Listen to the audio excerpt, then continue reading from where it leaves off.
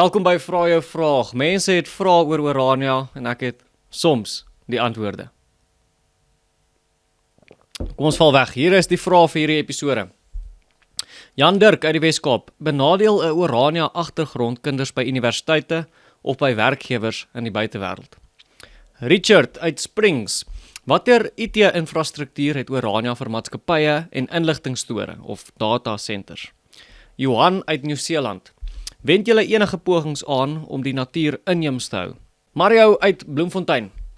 Indien Orania 'n finansiële hupstoot ontvang, kom ons verbeel nou maar dis 'n groot een. Is daar 'n plan om dit konstruktief aan te wend sodat nie net eienaars en besigheidsvennote gaan baat nie, maar ook die mense van die straat? Ek probeer uitvind hoe help ons mense wat bitter swaar kry. Families kort werk, geleenthede en ondersteuning. Orania gaan moet uitbrei. Baie uitbrei. Piet Retief uit Mpumalanga. Ek ontvang reeds Orania nuus per e-pos. Ons het ook Orania besoek hierdie week.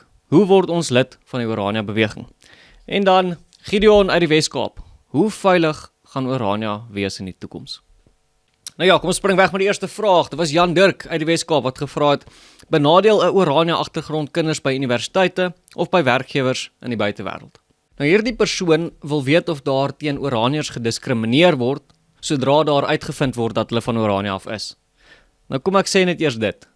Daar is baie persepsies oor Orania wat eenvoudig net nie die waarheid is nie. Daar is verseker mense wat Oraniërs vooroordeel nog voordat hulle enigsins met ons te doen gekry het. Ek het al baie gehoor hoe mense vertel dat Orania kinders totaal geïsoleer groot word en nooit met mense van ander kulture oor die weg sal kan kom nie. Die waarheid is egter dat daar elke jaar Orania kinders gaan studeer by verskillende universiteite. Hulle behaal top akademiese prestasies, dien op leierstrukture soos koshuiskomitees en selfs op studenterade. Hulle neem deel aan universiteitssport, sosiale geleenthede en aan buitemuurse aktiwiteite. Hulle weet egter presies wie hulle is. Hulle kan met selfvertroue saam met ander deelneem omdat hulle 'n sterk eie identiteit het. Nou ek is nie bewus van enige groot diskriminasie teen Orania kinders of studente nie, alhoewel daar verseker 'n vorm van vooroordeling is en wanpersepsies mag wees. Wat ons egter meer as diskriminasie sien, is mense wat beïndruk is met Oraniërs. Wanneer Orania kinders presteer, dan is dit beide ons gemeenskap en die buitewêreld wat trots is op hulle. Die studente wat by Bo-Karoo opleiding, Orania se eie tersiêre opleidingsentrum studeer, word aangestel met die wete dat hulle in Orania studeer het en hulle doen hulle werk goed. So word die Orania naam wat jy op jou CV dra 'n naam van trots.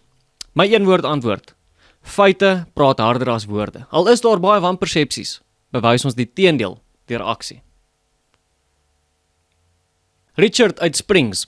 Watter IT-infrastruktuur het Orania vir maatskappye en inligtingstore of datacenters? Nou, dankie Richard. Richard het hierdie vraag ook nou die aand tydens 'n regstreekse uitsending van die Orania beweging gevra. So elke nou en dan gaan die Orania beweging regstreeks hier op YouTube. Wat beteken dat jy direk met ons kan gesels en jou vrae vra. Om seker te maak dat jy nooit so 'n geleentheid mis nie en saam met ons kan gesels, soos wat Richard nou die aand lekker gesels het. Klik hieronder op die knoppie subscribe en maak seker dat jy op die klokkie ook geklik het. Dan mis jy nooit so geleentheid nie. Nou Richard, die IT-infrastruktuur is aan die ontwikkel. Hier is internettorings en optiese vesel wat stadig maar seker geïnstalleer word. Ek is nie self in die IT-bedryf nie, so ek weet nie wat alles nodig is vir 'n suksesvolle maatskappy of 'n inligtingstoor nie, maar dit is waar daardie entrepreneuriese denke toegepas moet word. Enige iemand kan 'n geleentheid raak sien. Jy sal baie hoor, Orania moet eintlik dit of Orania moet eintlik dat. Dit neem egter 'n sterk besigheidsman om van potensiaal werklikheid te maak. So, is daar potensiaal? Wel, as jy 'n kenner is in hierdie bedryf, kom kyk self en dan vertel jy my. My een sin antwoord: ek glo nie hier is al voldoende IT-infrastruktuur daarvoor nie, maar soms moet 'n mens die nood skep. Johan uit Nieu-Seeland. Wend julle enige pogings aan om die natuur inheems te hou? Nou, ek dink Oraniërs wend 'n poging aan om alles in Orania inheems te hou. Ons is Afrikaners en as Afrikaners is ons ook natuurliefhebbers. Ons bou 'n stad in Orania, maar ons kan self besluit wat stad vir ons beteken. En vir ons beteken dit baie publieke ruimtes, oop strate, baie bome en parke. Wanneer ons ontwikkel, word die impak op die natuur in ag geneem. Daarom bestaan daar reeds groen areas in Orania waarop daar nie ontwikkel mag word nie. Dit behoort aan die natuur. Die aard van ons omgewing dwing ons ook in 'n mate om plantegroei inheems te hou. Daar is 'n sekere tipe plantegroei wat hier sal kan aard en hier sal kan oorleef. Die Orania Bewaringsstigting het ook onlangs Orania se amptelike natuursimbole aangekondig. Orania se amptelike dier, die steenbok. Vis, grootbek geelvis. Voël, sekretarisvoël. Boom, rivier vaderlands wilg. Plant, die sandalwyn. My een sin antwoord op hierdie vraag. Ja, Oraniërs leef in harmonie met die natuur rondom ons. Nou hier is 'n lekker lang vraag van Mario uit Bloemfontein. Indien Orania 'n finansiële hupstoot ontvang, kom ons verbeel nou maar dit is 'n groot een, is daar 'n plan om dit konstruktief aan te wend, sodat nie net eienaars en besigheidsvennote gaan baat nie, maar ook die mense van die straat. Ek probeer uitvind hoe help ons mense wat bitter swaar kry, families kort werk, geleenthede en ondersteuning. Orania gaan moet uitbrei, baie uitbrei. Nou wat 'n absolute briljante vraag. Hoe weet ek dat die bydraes wat ek aan Orania maak op die regte manier aangewend word, of na die dinge gaan waaroor ek besorg is? In hierdie geval verwys die persoon spesifiek na die behoeftiges in ons gemeenskap, en hoe 'n mens effektief tot oplossings kan bydra. Nou kom ek gee eers 'n oorhoofse antwoord, en dan antwoord ek meer prakties. Oorhoofs. Daar bestaan verskillende fondse en instellings waartoe jy kan bydra. Daar is dus nie 'n sentrale Orania wat daardie groot finansiële opstoot kan ontvang nie. Daar is verskillende instellings in Orania met verskillende doelstellings waartoe jy kan bydra. Dit beteken dat jy presies daar kan bydra waar jy voel die hulp aangewend moet word. So kom ons praat nou prakties. As jy wil bydra tot werkskepping en ekonomiese vooruitgang, dra by tot die Stadsboufonds. As jy wil bydra tot maatskaplike hulp, dra by tot Orania help mekaar. As jy wil bydra tot volhoubare oplossings vir kinders en senior gemeenskapslede met finansiële uitdagings, dra by tot die Orania Beweging se Helpsaamfonds. Orania Gesondheidsorg MSW aanvaar donasies vir ontwikkeling van mediese fasiliteite in Orania. Die Orania Beweging deel die Orania projek met die wêreld en kry meer mense om by Orania betrokke te raak. En dan is daar nog verskeie ander instellings en fondse ook. So jy is heeltemal reg, Orania gaan nog baie moet groei. Die beste manier om ons mense wat behoeftig is by te staan, is nie om dinge gratis uit te deel nie, maar om vir hulle 'n toekoms te skep, waar daar 'n sterk ekonomie en baie geleenthede is. Daarom moet ons bou, nie sit nie, bou. Moue oprol en inspring.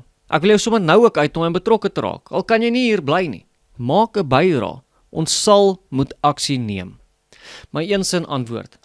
Bydraes aan Orania word nie sentraal bestuur nie. Jy kan bydra presies daar waar jy 'n verskil wil maak. Nou ek bespreek hierdie antwoord verder in 'n nuwe program agter die antwoord vir YouTube-lede in 'n nagesprek direk na hierdie program. Piet uit Mpumalanga. Ek ontvang reeds Orania nuus per e-pos. Ons het ook Orania besoek hierdie week. Hoe word ons lede van die Orania Beweging? Mooi, dit is lekker om dit te hoor. Dit is lekker om die gebeure uit Orania aan ons nuusbrieflesers te kan deel. Lede van die Orania Beweging is meer as net ondersteuners. Nou, ons is baie dankbaar vir elkeen wat na ons boodskap luister, wat ons kanale volg, wat die duimpie onderaan hierdie video klik. En doen dit asseblief, dit help regtig baie. Maar lede van die Orania Beweging gee daar die ekstra tree. Die lede van die Orania Beweging maak ons werk hier moontlik. Dit is hulle wat die Orania Beweging so 'n groot sukses maak. En hoe meer lede ons is, hoe meer kan ons doen wat ons doen. So as jy wil aansluit as 'n lid, besoek orania.co.za en klik op sluit aan. My een sin antwoord. Besoek orania.co.za en sluit aan. Die skakel is ook beskikbaar in die boksie onderaan hierdie video. En dan vra Gideon uit die Weskaap, hoe veilig gaan Orania wees in die toekoms? Nou meneer, as ek die toekoms kon voorspel, dan was ek nie vandag hier nie, maar eerder op 'n strand van my eie eiland. Dit is onmoontlik om te voorspel hoe veilig enige plek in die toekoms gaan wees, nietemin Orania. Maar wat kan ek vir jou van nou sê? Orania is nou heel waarskynlik die veiligste gemeenskap tans in Suid-Afrika. Daar was al baie stories oor die dorp, daar was al baie aantuigings en bedreigings, maar oor die afgelope 35 jaar beleef ons nog net vooruitgang. Waarom? want ons werk met wat ons tans het en bou vir 'n beter toekoms. As ons gesit en bekommer het oor wat die toekoms miskien eendag kan inhou, dan het ons vandag niks gedoen nie. En dan sou Orania heel waarskynlik in die toekoms meer onveilig of onseker wees. Maar omdat ons vandag bou en omdat baie ander voor ons gebou het, lyk die toekoms vir my blink. My een sin antwoord: ek kan nie die toekoms voorspel nie, maar ek glo ons sal regkom. Ek sê vir jou baie dankie dat jy ingeskakel het vir hierdie vraag en antwoord sessie oor Orania. As jy van hierdie episode gehou het, klik asseblief op die duimpie onderaan hierdie video. En as jy 'n vraag het oor Orania, gaan na die boksie reg onder die video en klik op daardie skakel, stuur jou vraag aan my en dan antwoord ek hom miskien in die volgende episode van Vra jou vraag. Hierdie program se naam is Agter die antwoord. Hiermee wil ek sekere antwoorde uit Vra jou vraag bespreek en verduidelik hoe ek tot daardie antwoord gekom het. Hoekom het ek op daardie antwoord besluit?